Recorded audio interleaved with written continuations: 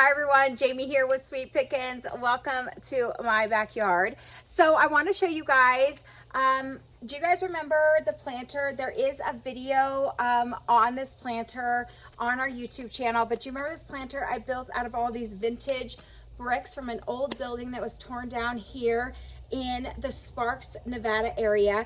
Anyway, you guys remember I put all the planters here, and then I put the bricks in front. So this is a flower garden. So can you guys see things are blooming? So I did this late last year. I got a few little blooms, but not too many.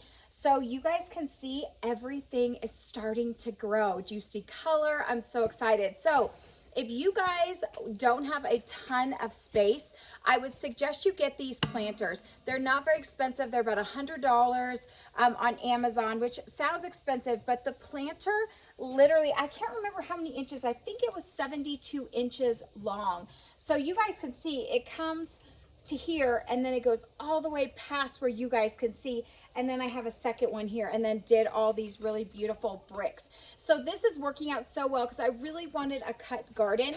And then here are our windows to our family room. So just as these start blooming and getting bigger, they are just going to look so beautiful. So the whole point to coming on is to talk to you guys about just creating a cut garden anywhere you have. If you have some troughs, if you guys have some containers or some buckets or some pots, just plant in there because you guys can create a cut garden anywhere. So I have a vegetable garden. We have, I think, 19 fruit trees back in our backyard.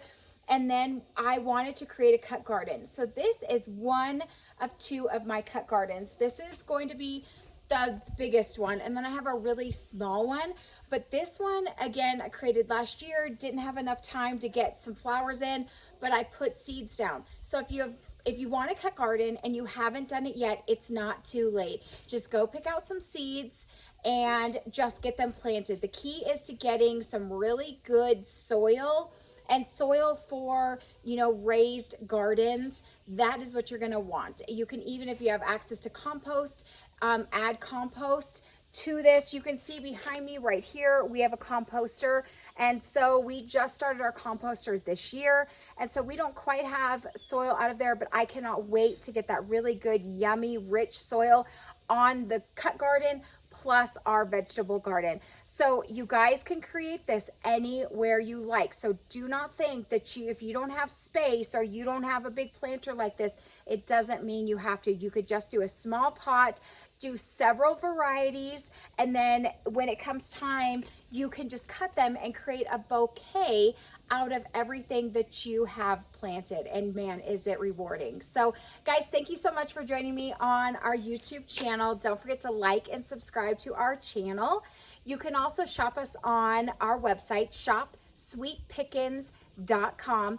You also can follow along on Instagram and Facebook. We do tons of different content daily on there. You just have to type in Sweet Pickins, Pickins Reno, and then you will find us there and see all our stories and everything that we put on there. So I will show you guys another part of my yard on the next video. I'm going to show you I created another very small cut garden, and you should see it blooming like crazy.